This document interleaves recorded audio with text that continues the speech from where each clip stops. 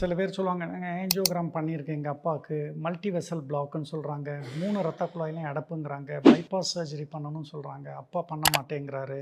எங்களுக்கு பயமா இருக்கு. இது நாளைக்கு வந்து அவங்க உயிருக்கு ஆபத்தாகலாம். என்ன பண்ணலான்னு?" கேட்பாங்க.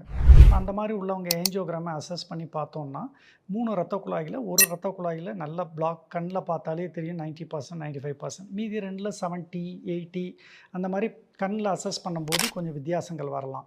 இவங்களுக்கு ஒரு நல்ல தீர்வு என்னன்னு பார்த்தா, இந்த எஃப்எஃப்ஆர் டெஸ்ட். ஸோ அந்த பிரஷர் வயர உள்ள போட்டு பார்த்துட்டு, பிரஷர் ட்ராப் இருக்கான்னு பார்க்குறோம்.